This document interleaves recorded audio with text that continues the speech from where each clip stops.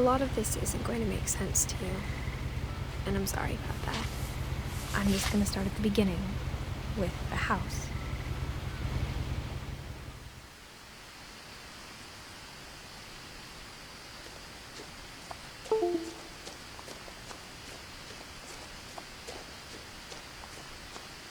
I lived here until I was 11, but I wasn't allowed inside half the rooms.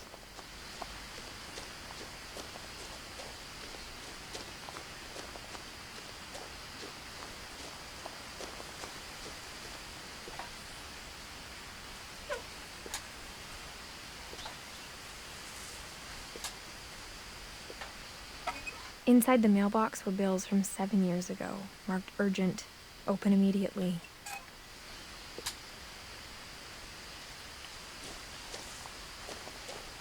I hadn't been back since my brother Lewis's funeral.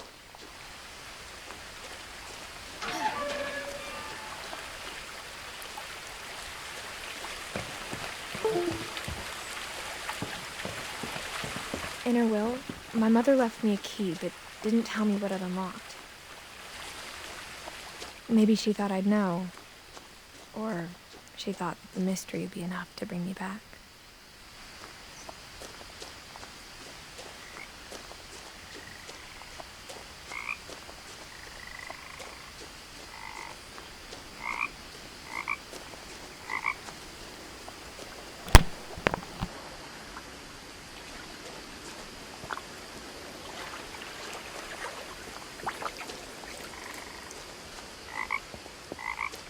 The truth is, even after I inherited the house, I never thought I'd come back to it.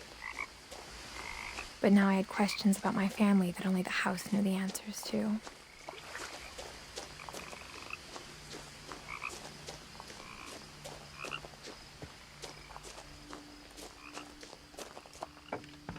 The woods around the house have always been uncomfortably silent, as if they're about to say something but never do.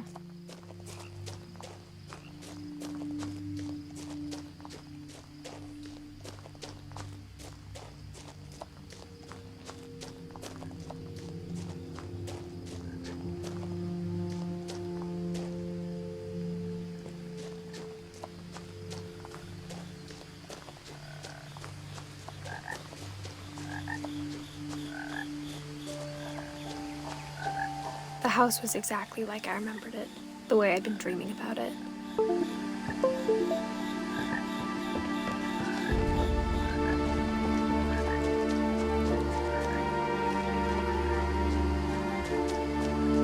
As a child, the house made me uncomfortable in a way I couldn't put into words. Now, as a 17-year-old, I knew exactly what those words were. I was afraid of the house.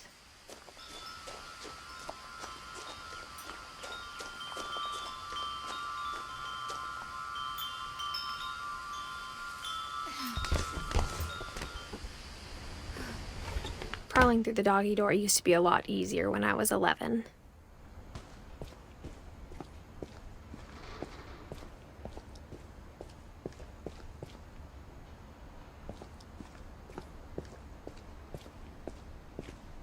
For the first time in years, I felt like I was home. But instead of a family, there were just memories of one.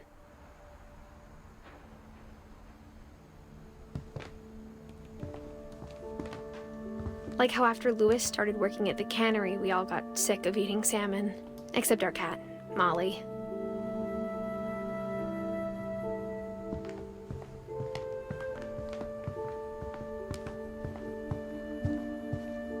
The table was still a wreck from the night we left.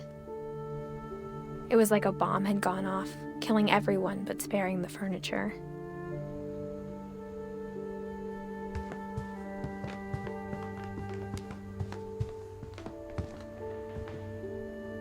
My mom was the only one of us who could imagine Great-Grandma Edie living in a nursing home.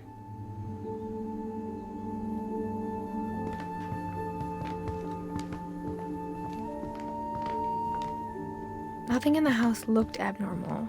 There was just too much of it, like a smile with too many teeth. Even the fireplace had a story.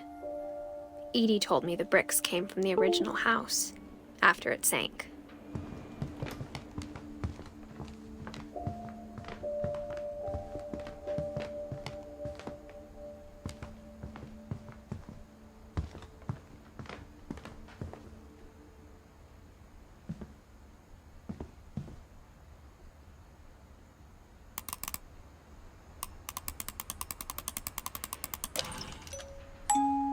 Great-Grandpa Sven built a music box for Barbara, along with the rest of the house.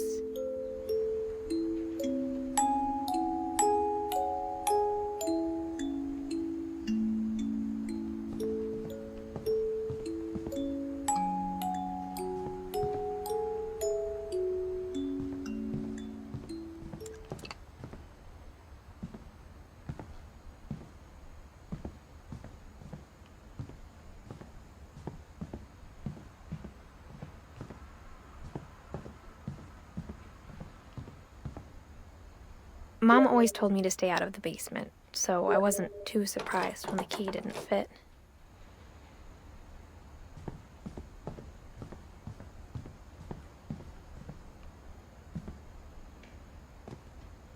After Milton disappeared, Mom sealed up all the bedrooms. Then Edie retaliated and drilled peepholes.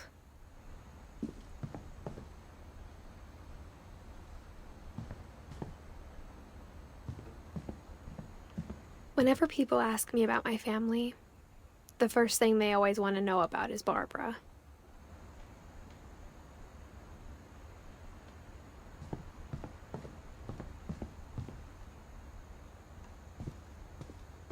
Mom must have locked the third-floor stairs on the night we left.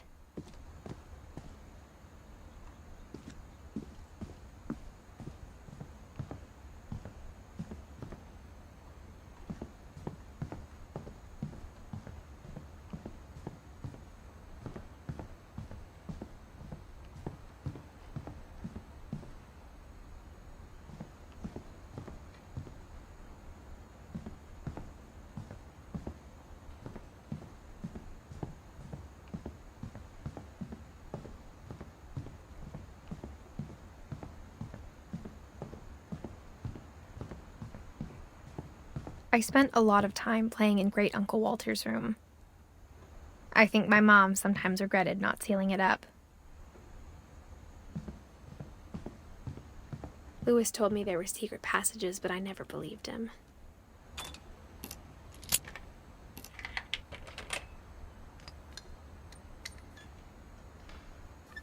Turns out, my mom was really good at keeping secrets.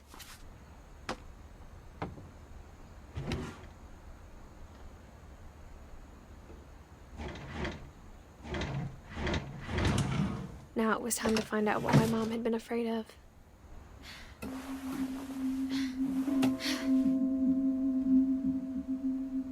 Reading this, maybe it sounds like I had a plan. From the paintings on the wall, it was clear my brother Milton had been here before me. But I had no idea what was behind that door.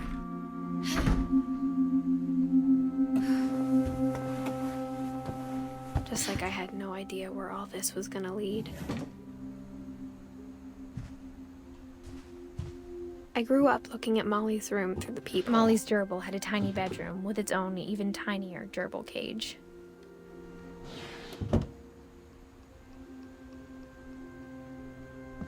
Being inside for the first time, I felt like I'd stepped behind a painting.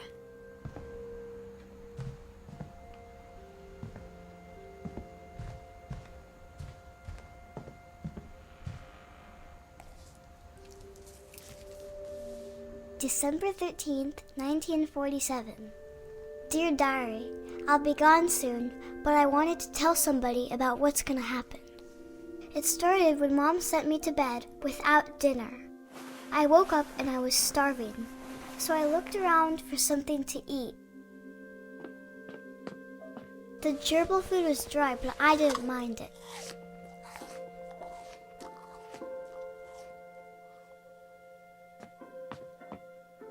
My Halloween candy was all gone.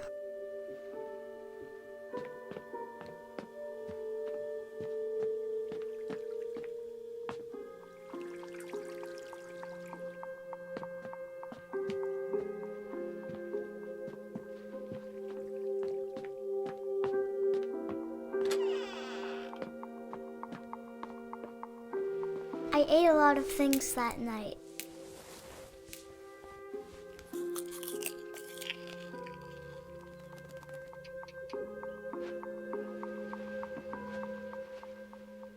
I kept eating and eating.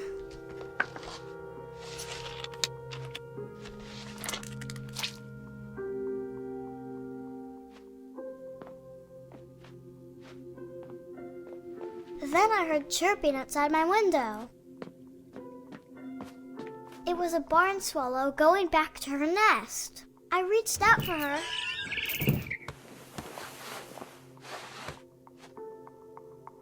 And suddenly, I was a cat.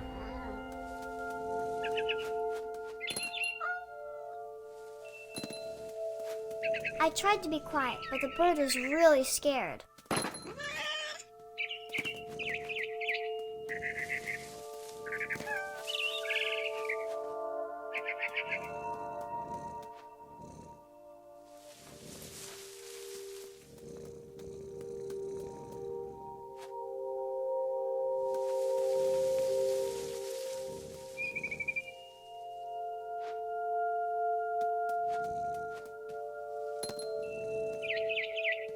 Mom and Dad didn't even look at me.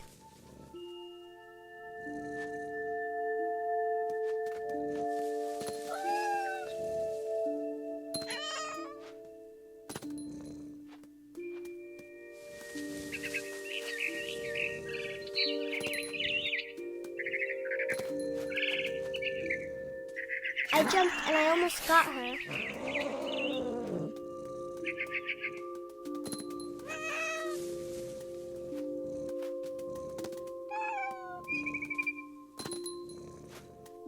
I could tell she was getting really tired. Now I was up in the big tree. I promised Dad I wouldn't climb it anymore. All I cared about was eating that mama bird. I gobbled her up. And suddenly, I was an owl. First, all I heard was the wind. Then I heard little teeth nibbling in the grass.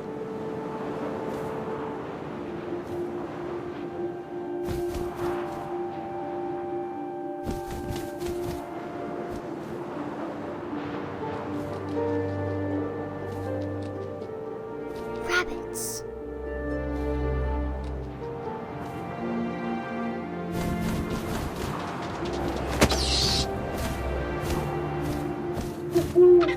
I imagined his face looking up and seeing mine through my talons. I swallowed him up, and I didn't chew one bit. Then I flew off to find something bigger.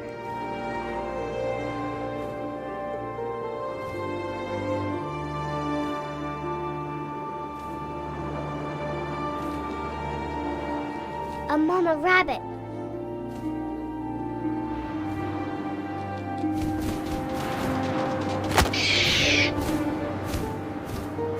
She was almost too big to carry.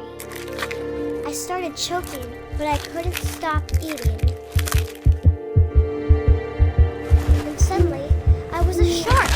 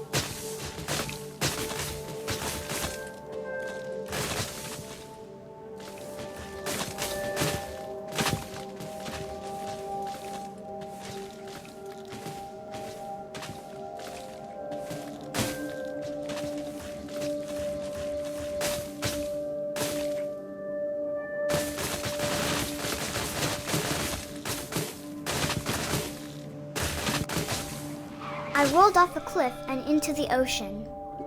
Now, I was hungrier than ever.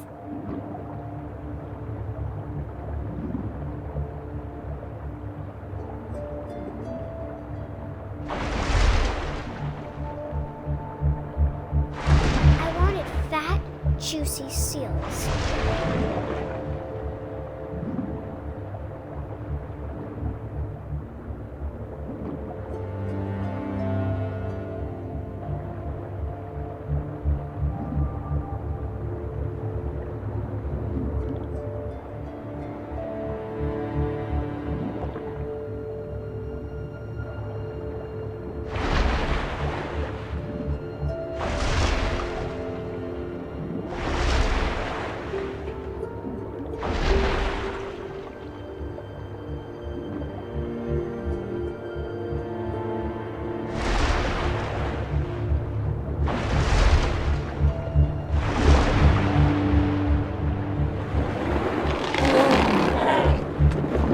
Off her flipper, and it tasted really good.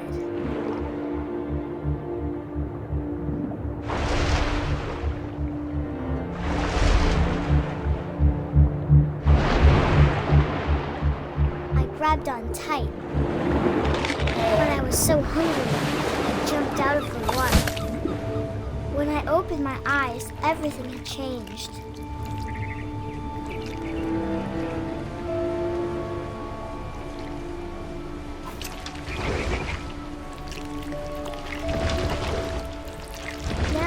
Monster, and I smelled people everywhere.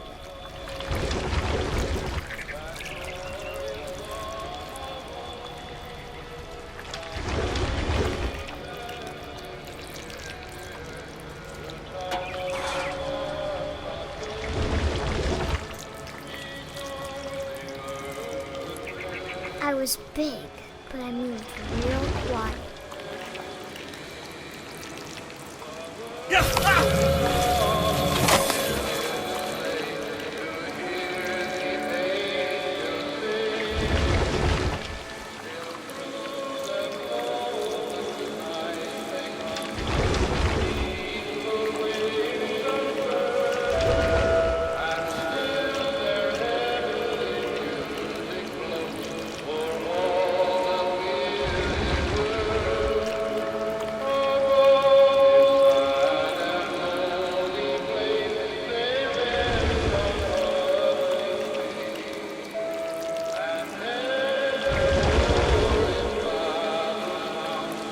I wanted to stop, but also I didn't.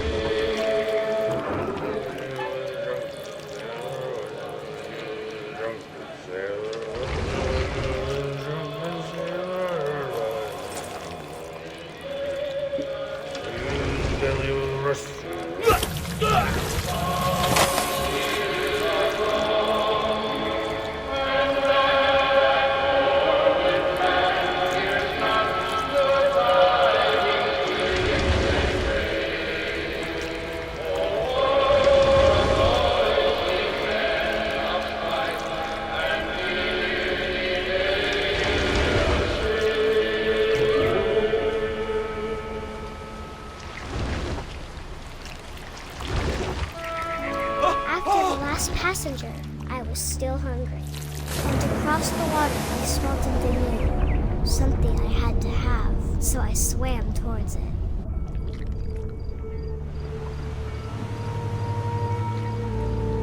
I slithered onto the sand, and the good smell went into an old pipe.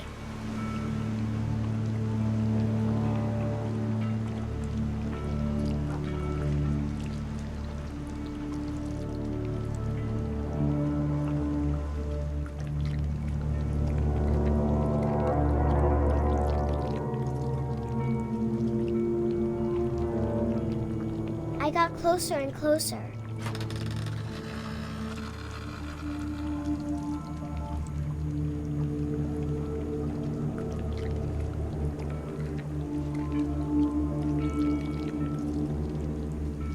All of my stomach started growling. And suddenly, I was me again. I held my breath for a long time, but I couldn't hear anything. I think it's waiting for me to fall asleep. But it's not going to wait much longer. It needs to feed, and we both know I will be delicious.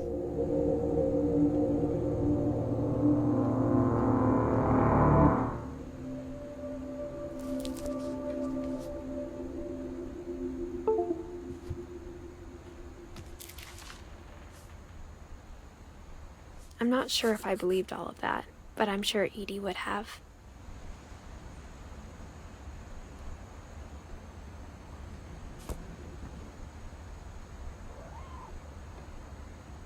I got the sense Edie had spent a lot of time here, before my mom sealed the doors.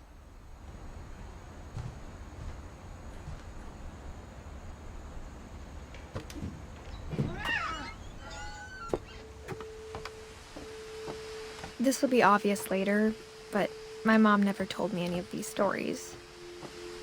Edie would have, but Mom didn't like bringing up the past. Though, when we adopted a stray kitten, she was the one who named it Molly.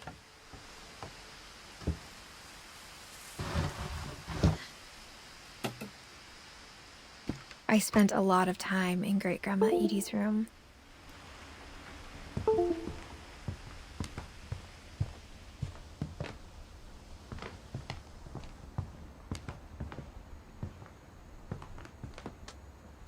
Her room was like a museum. For 500 years, the Finches have been famous throughout Norway for their fortune and misfortune.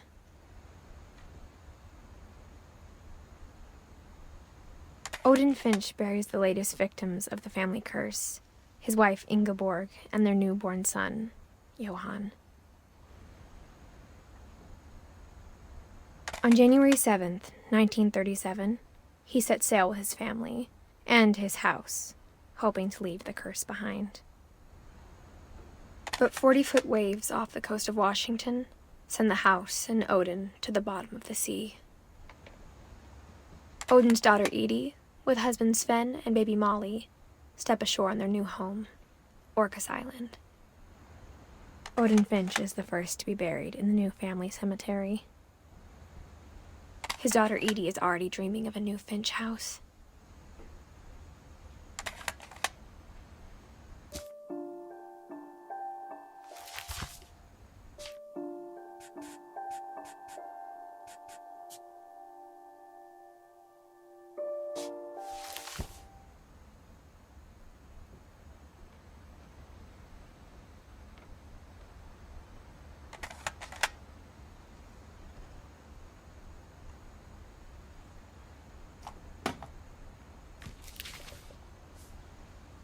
Whatever's wrong with this family, it goes back a long ways.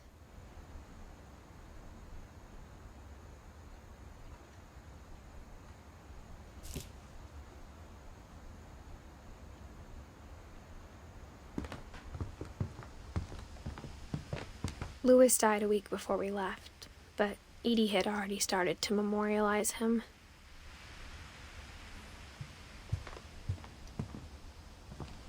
Edie knit me a new pair of gloves every year, just in time to replace the old ones.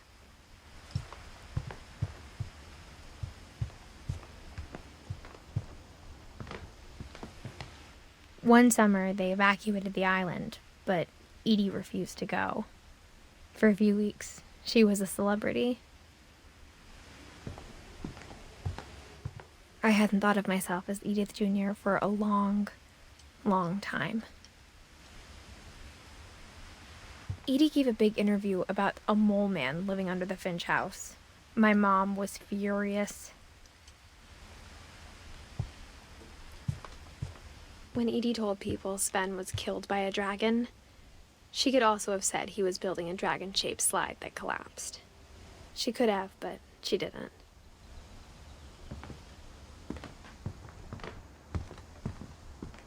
Even in her 90s, sometimes Edie seemed a lot younger than my mother.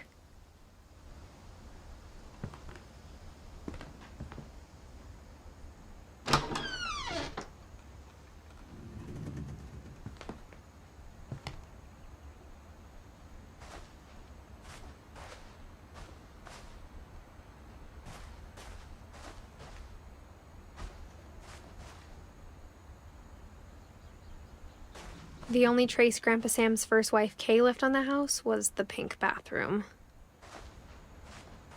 It was a pretty big trace.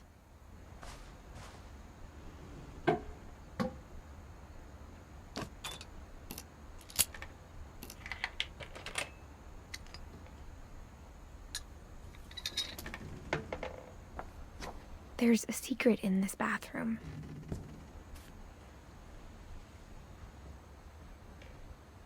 It's in the last place you would look. It isn't in the cupboard. It's hidden in this book.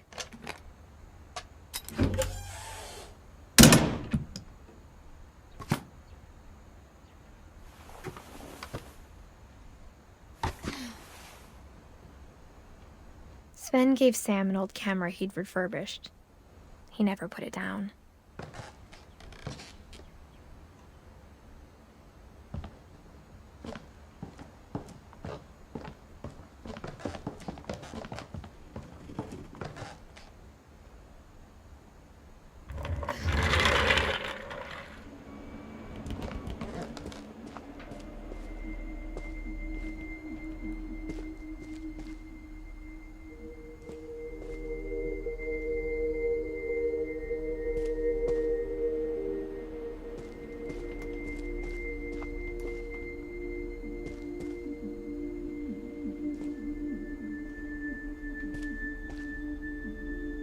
I knew Grandpa Sam had a twin,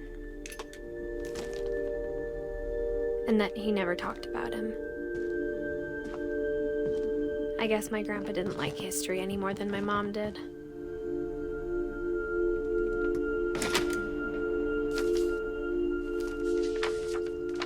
How I Want to Remember My Brother by Sam Finch. The thing I remember is that when he made up his mind, that was it. My brother said he'd die before he ate another mushroom, and he did. At Barbara's funeral, we swore we'd never be afraid again, and he wasn't. I think Calvin always wanted to fly. Sam! Calvin! Dinner's ready! Coming! But that day, he finally made up his mind to do it. I told him going around was impossible. Maybe if I hadn't said that, Calvin, I'm not gonna tell you again. maybe if the wind hadn't picked up, then maybe he'd still be here. But I doubt it. I think he'd already made up his mind. That's what I want to remember about my brother.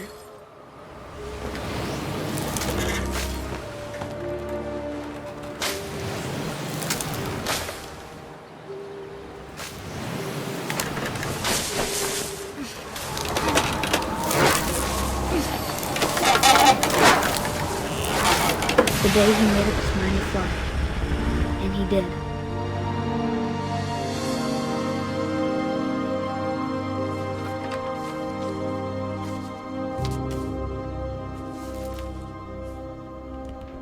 Calvin's story felt strangely familiar. When I was younger, I remember trying to do the exact same thing.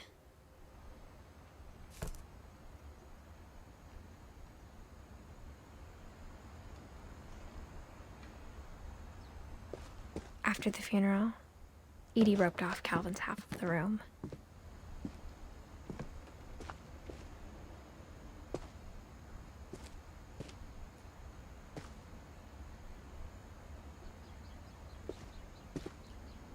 Mom said Grandpa Sam enlisted at 18 and never set foot in the room again.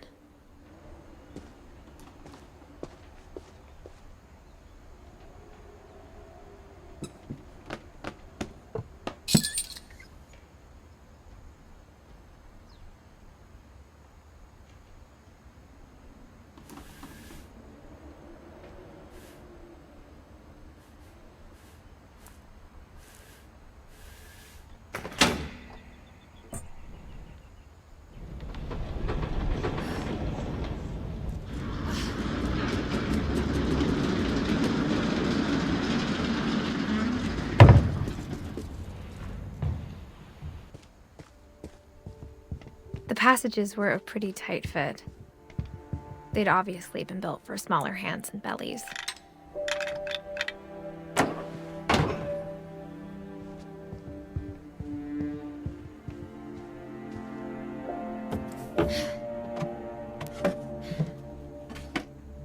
Growing up, I always thought of Barbara as a child star.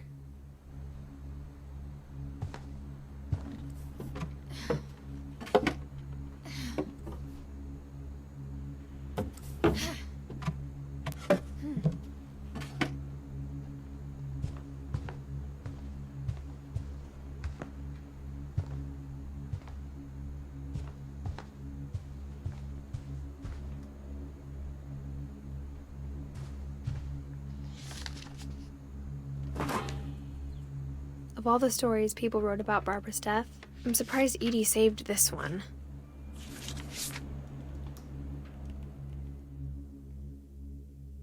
Old Jack here with another ghastly tale inspired by America's most unfortunate family.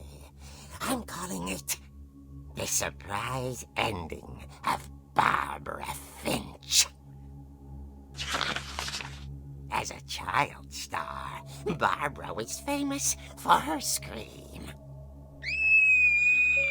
Now at 16, she was all washed up. A has-been. But in a lucky break, she'd been asked to perform her signature scream at a local convention for monster movie fans. It was just the boost her career needed. Unfortunately, her scream hadn't aged well.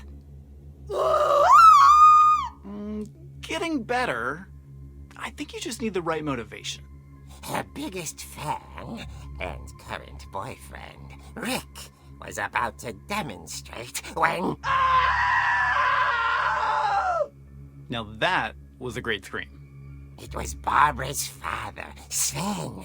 He'd slipped into a table saw and had to be rushed to the emergency room. So Barbara got stuck babysitting her youngest brother, Walter. Her convention comeback was cancelled. Okay, I'm hearing frustration, but I'm not hearing terror. What if I tried... A gang of hoodlums in Halloween masks have been terrorizing Orcas Island tonight. Police are urging residents to... That came from the basement. You're right! Also, I loved your delivery on that. Why is your basement door locked? Because my dad likes making puzzles and secret passages. There's a key hidden in the music box. The secret is to keep winding and winding until finally the key pops out. Thanks, babe. I'll be back in a sec. 20 minutes later, Rick hadn't returned. So Barbara went to look for him, right on cue.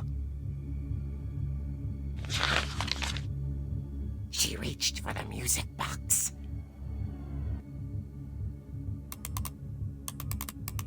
And as she wound the key, she listened for Rick, but the house was silent.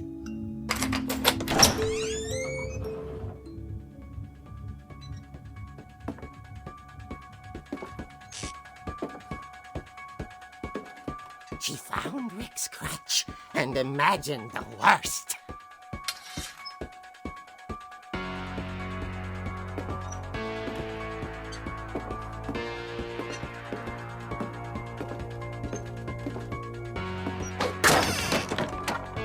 The gang's leader is the infamous Hookman killer, Dr. Carl Hamill, who impaled and then ate his family 10 years ago tonight.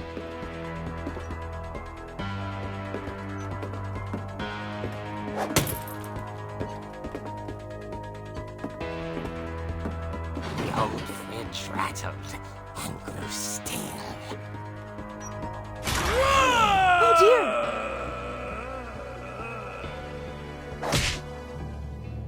Oh! Rick? Barb, relax. I was just trying to scare you to help you find your scream. Well, I'm not scared, Rick. I'm furious. Then act furious. All I'm getting from you now is that you're hurt and confused and She threw him out, but she kept a little something to remember him by. Barb, have you seen my other crutch? And she was still holding it when she fell asleep watching the Late Picture Show. Hours later... Barbara! Walter, what's going on up there? Ah! Okay, I'm coming up, but if this is a trick, you're dead, Walter.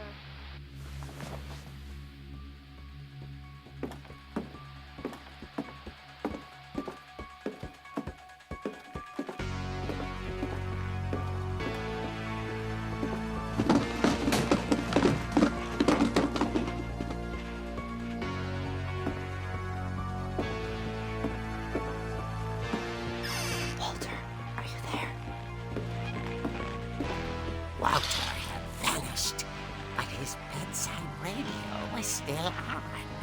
Orcas Island police describe the man as 6 feet tall, with a steel hook for a hand. Residents are urged to lock all doors and windows and notify the police of any suspicious activity. Barbara turned, saw the hook man, and was speechless. He was quite smashing. And he was. He couldn't get enough of Barbara. Okay, Barbara, there's gotta be another way out of here. That night, she played her part beautifully.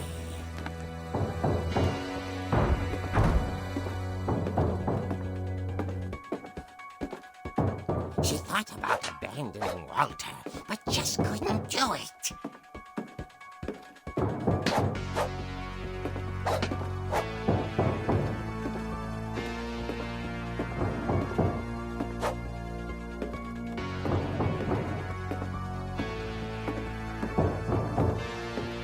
Molly's door hadn't been opened in years. The hinges groaned.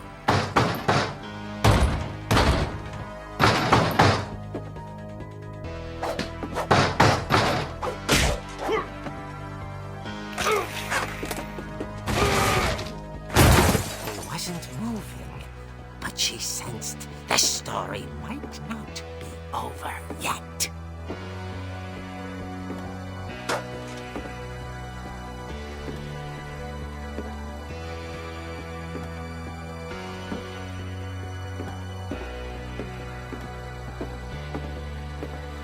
The hookman had vanished. She listened for his breathing, but all she heard was...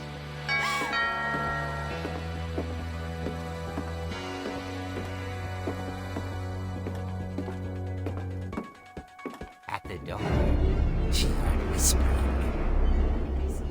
It was coming from inside the house.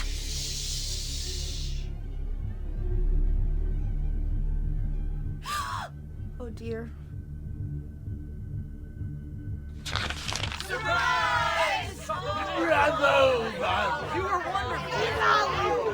monsters had come to surprise her. For Barbara, it was a dream come true. Then she saw what kind of monsters they were, and she realized what was about to happen. She was going to be famous.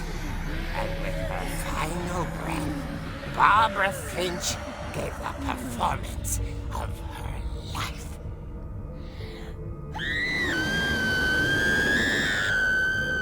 I wasn't there myself, but I hear Barbara was magnificent. Poor girl. She had a taste for stardom. But unfortunately, so did her fans. Of course, the police blamed it all on poor Rick, who disappeared the same night. And little Walter? Hiding under his bed the whole time. He took it all pretty hard, but that's another story. As for Barbara, tucked inside the music box is all they ever found of her. Her ear.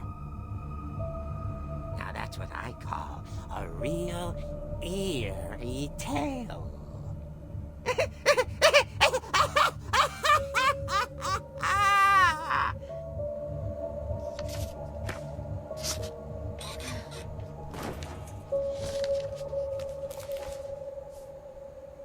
Edie told me all Barbara wanted was to be remembered, as absurd as that comic was. Maybe what Edie saw was a happy ending.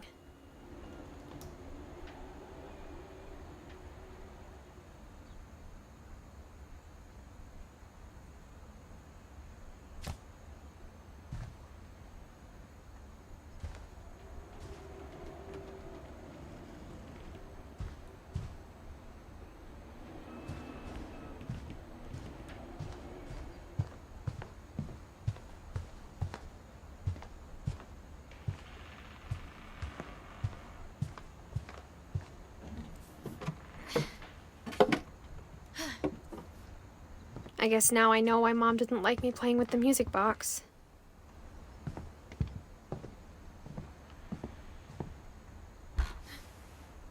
Barbara was a child star for 2 years, until America grew out of it.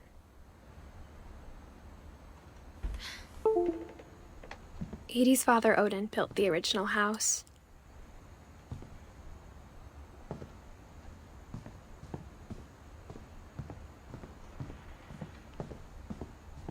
It's funny. All those times I played with the music box and never found the basement key. The last time I was in Edith Sr.'s room, I was 10 and she was painting my portrait.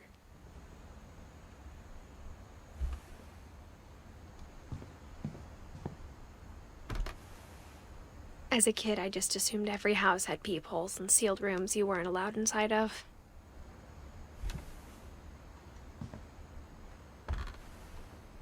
My Grandpa Sam spent 7 years sharing a room with his dead brother, Calvin.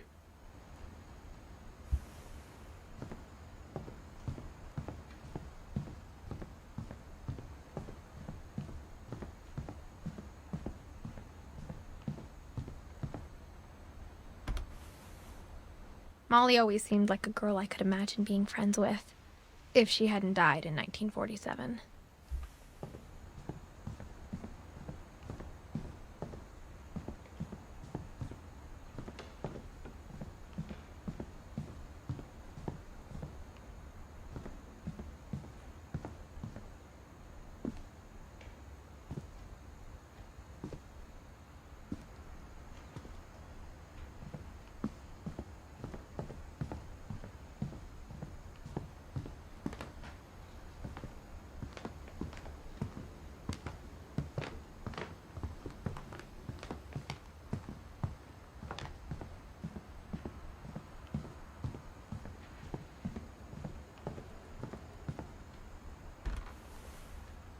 Edie told me once that every Finch who ever lived is buried somewhere in the library.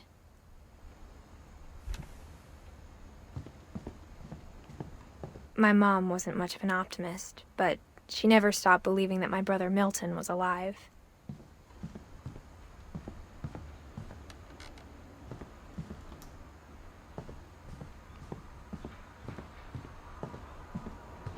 I wonder if that comic was right about there being a key inside the music box near the basement.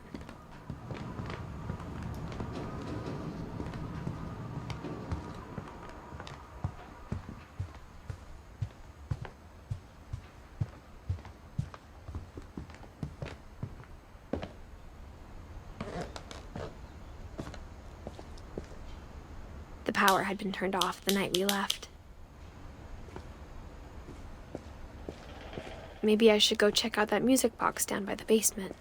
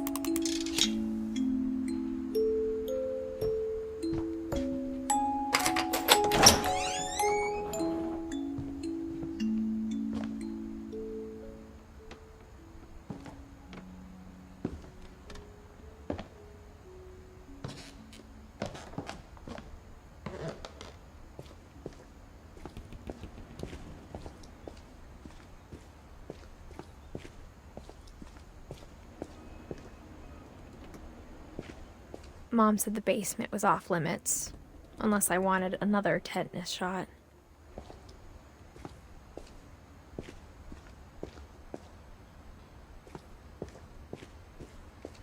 I saw Edie sneak down to the basement once, carrying packages.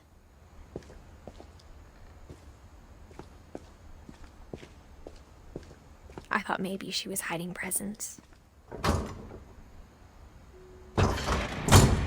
It turned out she was hiding a lot more than that.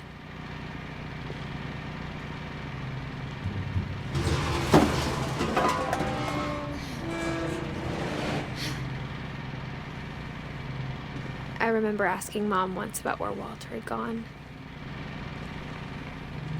She said after Barbara died, he got as far away as he could. If there's a pattern in all these stories, I think it's that none of us has gotten very far.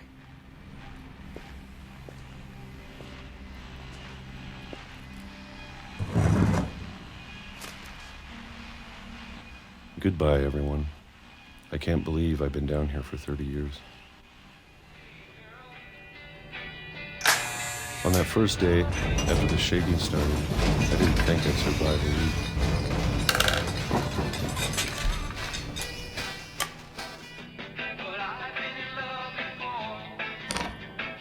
But after a few days, I settled into a routine.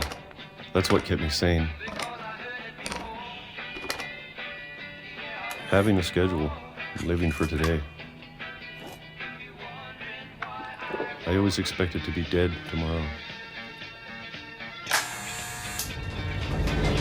But if you wait long enough, you get used to anything.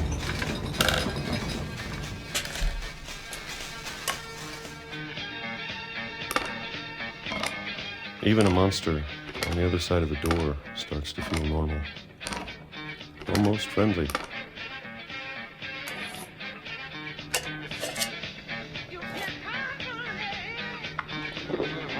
And then one day, everything just stopped. Whatever that thing was, it was gone. Maybe it got tired of waiting. Or maybe I just got tired of being afraid.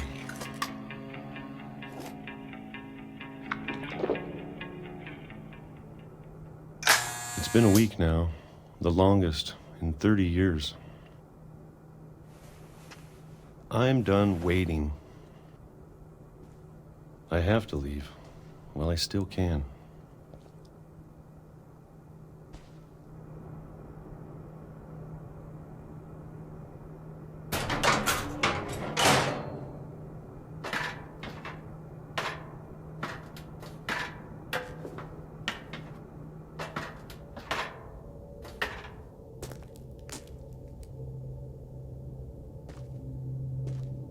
I know it's out there, somewhere. Whatever killed Barbara and Molly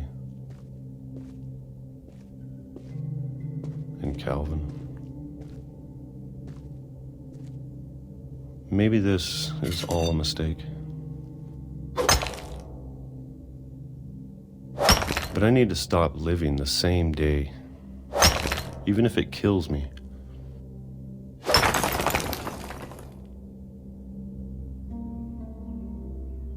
Whatever's out there, I want you to know I'm ready for it. I'm going to appreciate all of it, especially the food. I don't mind if I only have a year left. Or a month. Or a single week. I'd be happy with one new day. I can already imagine the sun on my face.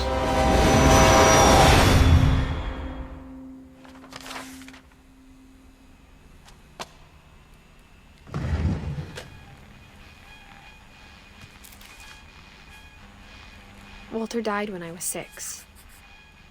I can't believe my mom never told me he was down here.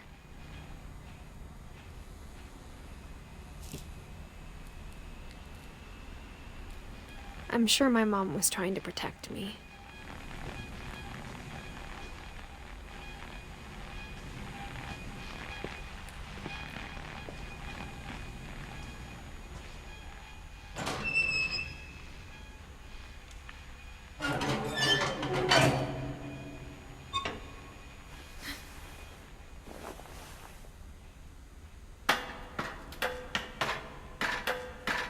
Maybe she was afraid I'd end up like Walter.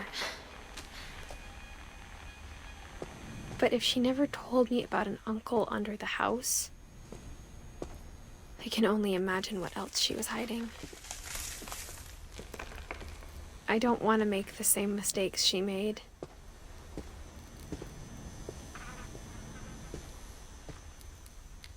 Trying to bury something that's still alive.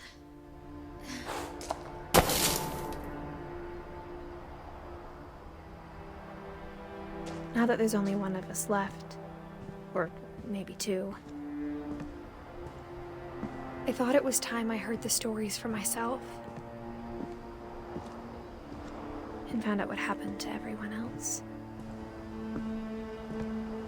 But now I'm worried the stories themselves might be the problem. Maybe we believed so much in a family curse, we made it real.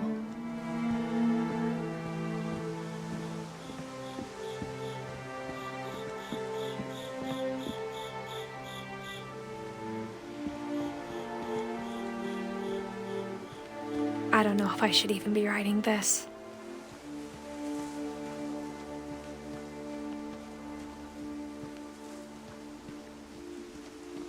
Maybe it'd be better if all this just died with me.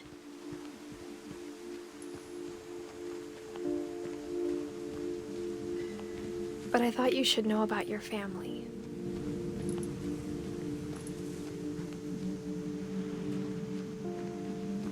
And the history you're a part of.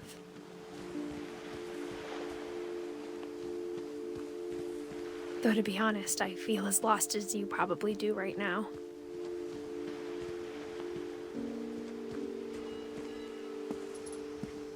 I think the people in these stories believed them, for what that's worth.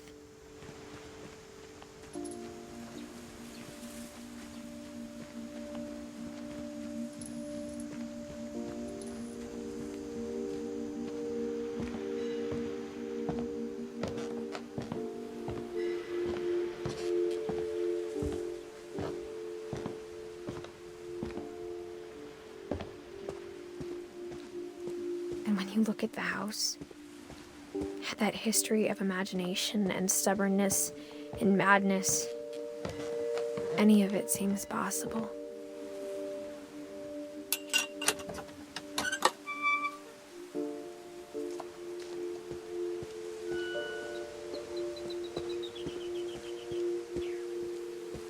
I think we've been surrounded by death for so long, we've just gotten used to it. What kind of family finishes building a cemetery before starting the house?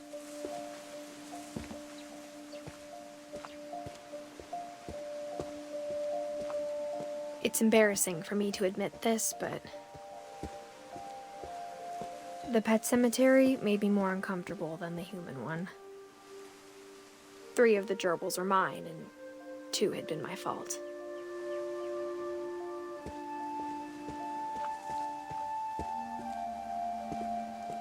Sven built the house, but it was Edie who designed the cemetery.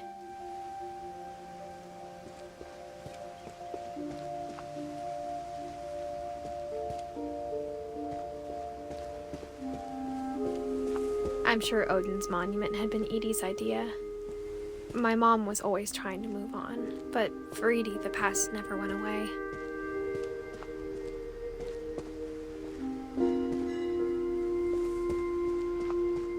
She could see it poking out of the water at low tide.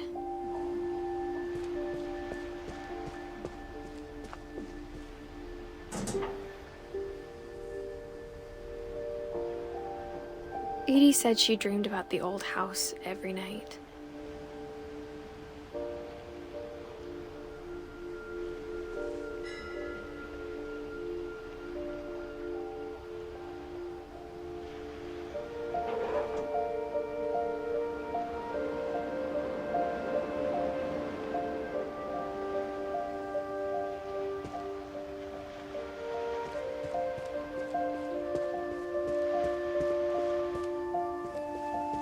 She's side was always easier for me to understand.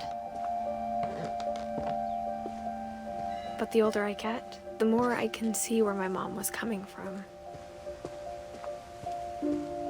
Her dad had been pretty strict, but it wasn't enough to save her brothers. She was just trying to do better.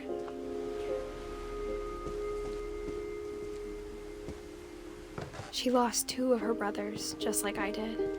I get why she tried so hard to protect us. We never found Milton's body, so my mom insisted we were putting up a monument, not a tombstone.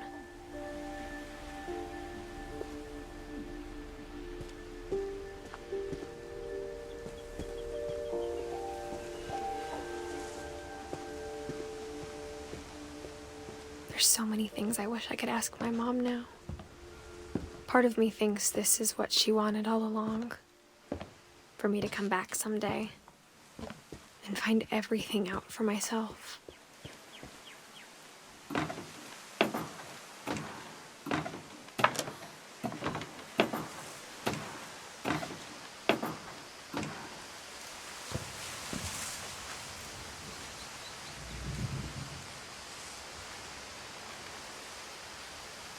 But looking back on it now, if she told me there was going to be so much climbing, I never would have come when I was 22 weeks pregnant.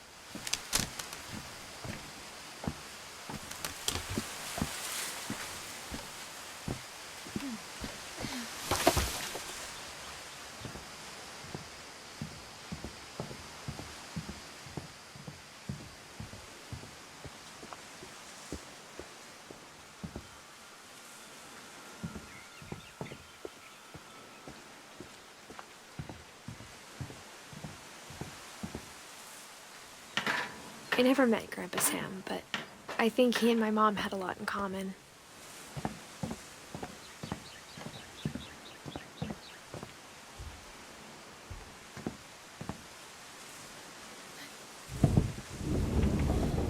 They were both pretty intense.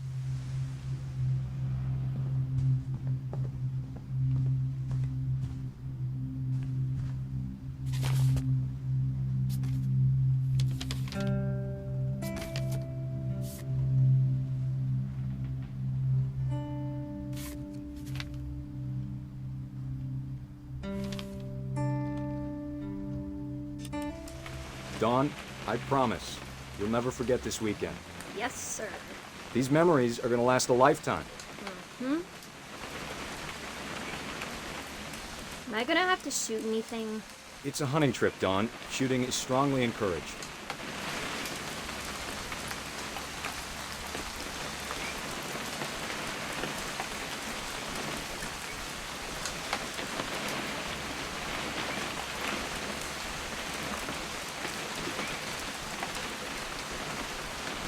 What?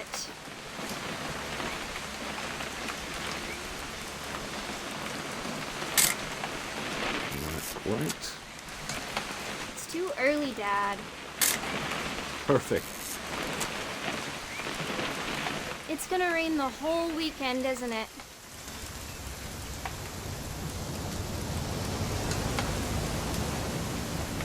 Please just take the damn picture. Hey, language. Did you want to get a picture of me or what?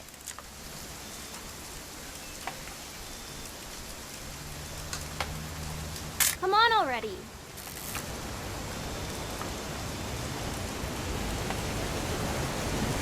I will never forget this weekend, Dad. Okay, got it. I'm gonna take some pictures, okay? Just be careful. That camera's older than you are. Aw.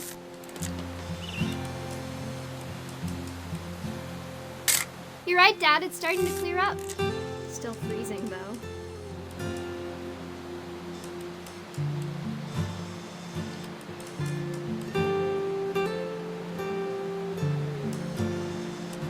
Definitely should not have drunk all that coffee. Hey! That's a keeper. Hold still while I take a picture of you. I'm just saying, I'm not always gonna be here, Dawn. You'll need to remember this stuff if you want to survive. I'll be fine, Dad. You know who else thought he was going to be fine? Some guy who died. Dawn, I'm being serious. I know, Dad. You're always serious. Doesn't being out here make you want to chill out? Well, to tell you the truth, I haven't been out here in 20 years.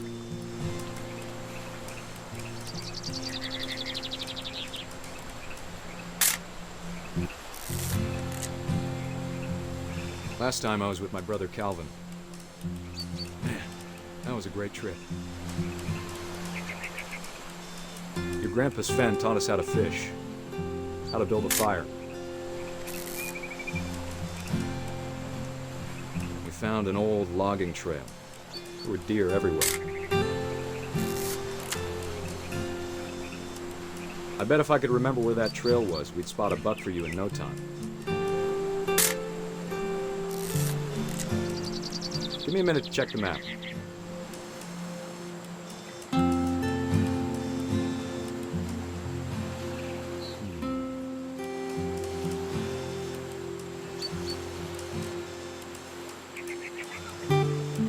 Let's see.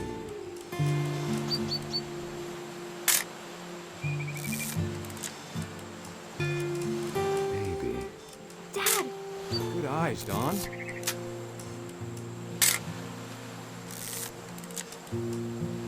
Before you take the shot, let me get a picture of you.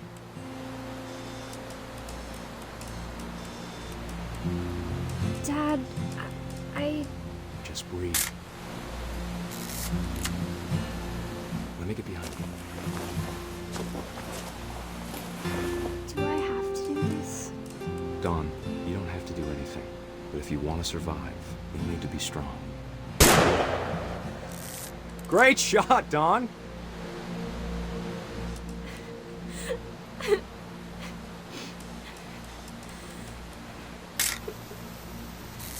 I'm proud of you, Dawn. Always remember that, okay?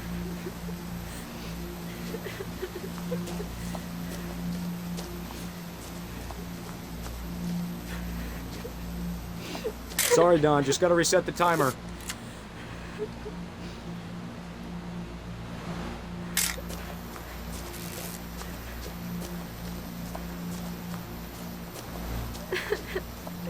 Dad, it's twitching. I think That's it's totally sick. normal, Dawn. Just focus on the camera. Try not to think about... Dad!